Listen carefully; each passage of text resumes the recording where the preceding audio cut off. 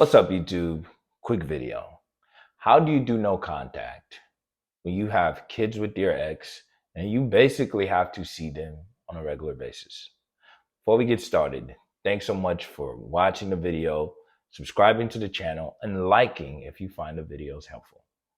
So, this is a very important question, and I think a lot of people are going through this difficult situation is you're dealing with the heartbreak of losing someone that you care about so much.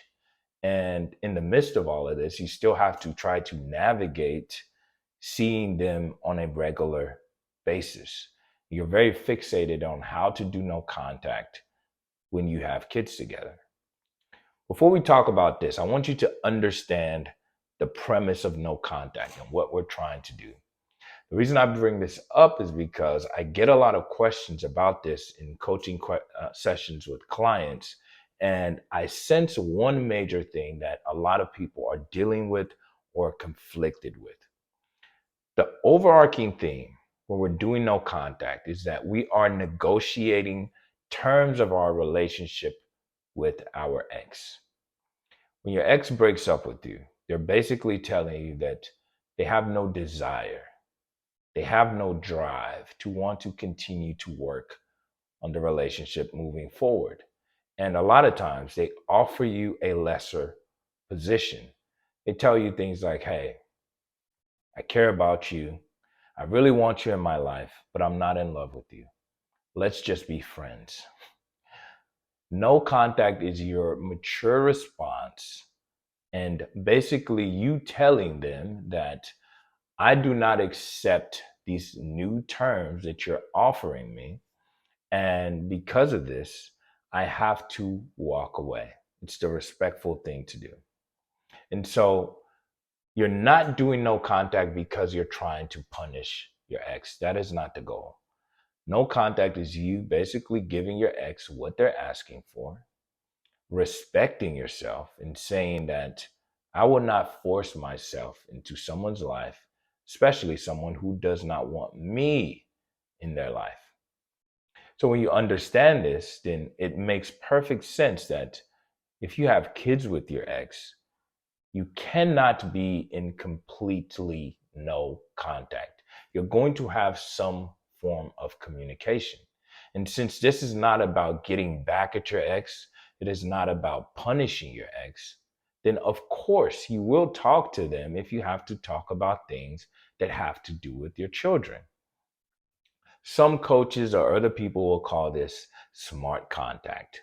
I call it limited contact, right? In that if there's milestones or important events going on with your kids, important updates, if one of the kids is sick while they're with you, these are all things that should be shared in a very transparent manner with your ex. And you need to communicate them as early as possible. There's going to be some kind of agreement. If you were married and eventually got divorced, the court is going to give you a schedule, right? There's going to be days where the kid is going to be with one parent, and there's going to be other days when it's going to be with the other parent. The key is you need to have a set schedule with your ex so that both parties know what to expect, when communication is supposed to happen, when someone's supposed to pick the kids up from after school, soccer practice, baseball practice, whatever the case may be. When you have this set schedule that's already organized, that limits the need for you to reach out to your ex for unreasonable events. You're only reaching out because of specific things that happen outside of the context of that agreement. And that is very natural. The reason why no contact is still very effective is that when you do this, your ex can still feel the energy, right? If you're constantly asking your ex, like, hey, can I see you later? But you use the kids as an excuse to force yourself into their life. Your ex can see through this. But when you do the opposite and you only reach out to your ex when you absolutely have to, when it has to do with the kids. This is very important. It gives your ex the much needed breathing room that they're asking for. You're essentially telling them, this is what you asked for. I'm perfectly okay with it. It is not what I wanted, but I'm able to move on with my life as a respectable, responsible adult person. This is all it comes down to. And so I hope that after this video, you understand no contact is very, very effective. This is true. But you're not going to be able to not communicate with your ex at all. You need to do this. All right. This is what adults do. This is what responsible people do. And this is what you're showing. And actually, this can help you. It could work in your favor because it shows your ex and they understand that you're able to handle conflict in a mature way.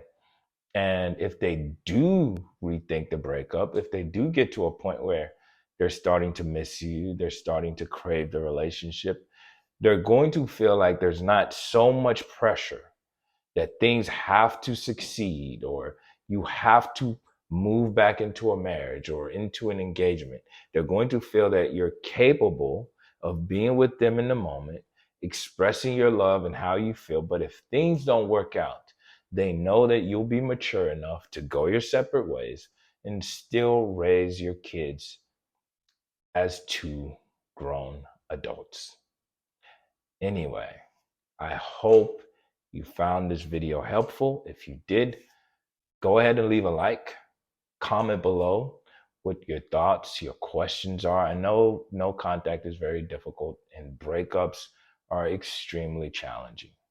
If I can help you in any way, you can book a one-on-one consultation with me. I'll leave the link in my description below. And follow me on social media. I'm on Instagram, TikTok, and I recently just joined Twitter. I'm looking forward to connecting with you, and I'll talk to you soon.